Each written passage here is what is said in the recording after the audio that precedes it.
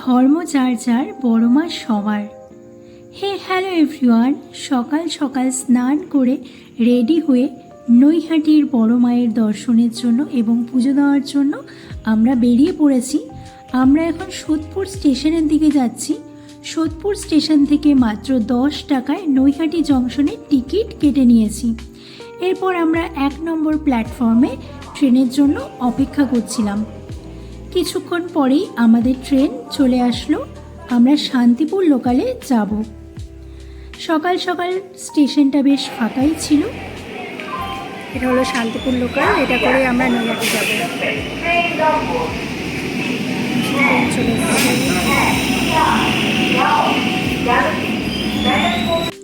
ট্রেনের লেডিস কম্পার্টমেন্টে উঠে আমরা খুব ভালোভাবে সিটও পেয়ে গেছি।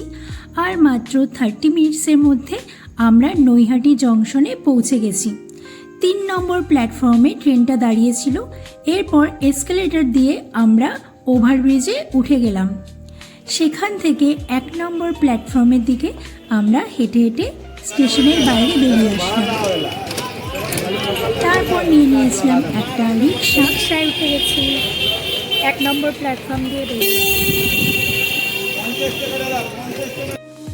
রিক্সায় মাত্র 3 থেকে 4 মিনিটের মধ্যে তোমরা বড়মার মন্দিরে পৌঁছে যাবে। নৈহাটি স্টেশন থেকে বড়মার মন্দিরের ডিস্টেন্স খুবই কম।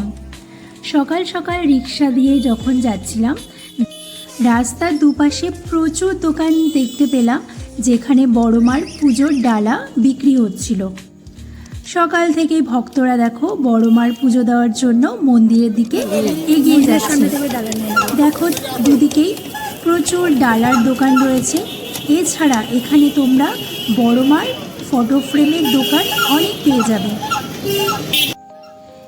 এই দোকানটাতে দেখো বড়মার কত সুন্দর সুন্দর ফটো ফ্রেম রয়েছে।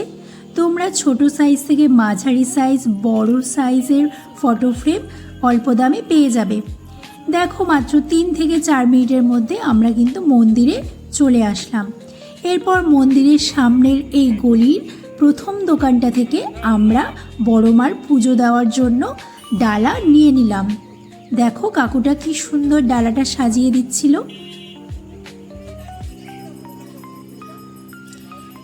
এনাদের নিজস্ব মিষ্টির দোকানও রয়েছে।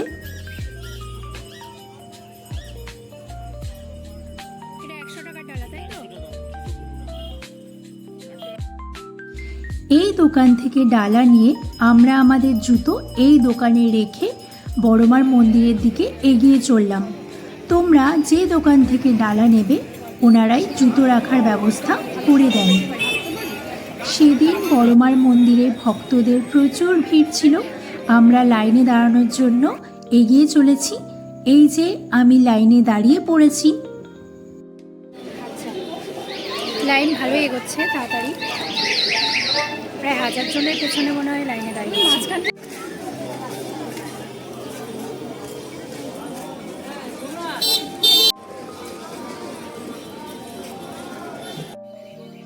মন্দিরের দুধারে এরকম দোকান অনেক পেয়ে যাবে, যেখান থেকে তোমরা বড়মার ফটো ফ্রেম নিতে পারো।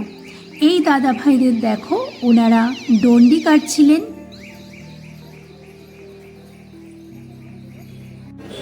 মন্দিরের গেটের সামনে প্রায় চলে এসেছি। এখন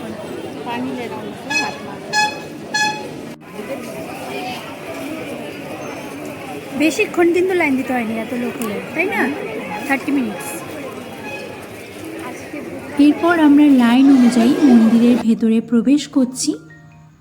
এইরকম সিস্টেমেটিক ওয়েতে আমরা এক এক করে এগিয়ে যাচ্ছিলাম। এরকম ব্যারিকেডের সিস্টেম করা ছিল, যেটা খুব ভালো একটা সিস্টেম ছিল, এবং এই জায়গাটাতে ফ্যানেরও ব্যবস্থা ছিল। তো গরমে সেরকম কষ্ট হয়নি। এই যে মন্দিরের ভেতরে প্রবেশ করে গেছি, তোমরা বড়মার দর্শন করে নাও।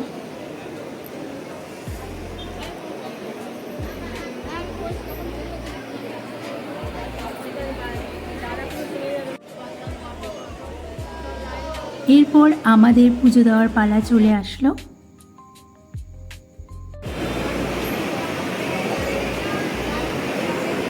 পুজো দেওয়া হয়ে গেল। এই যে মায়ের প্রসাদী ফুল নিয়ে নিলাম। এরপর আমরা একটু চা খেয়ে নিলাম। আর পাশের এই দোকানটাতে আমরা ভিজিট করেছিলাম, যেখান থেকে বড় মার ফটো ফ্রেম আমরা বাড়িতে নিয়ে আসি। বড় মার পুজো খুব ভালোভাবে দিয়েছি, খুব ভালোভাবে বড় মার দর্শন করতে পেরেছি। তোমরাও আসো বড় মার কাছে। চলো আজকের মতো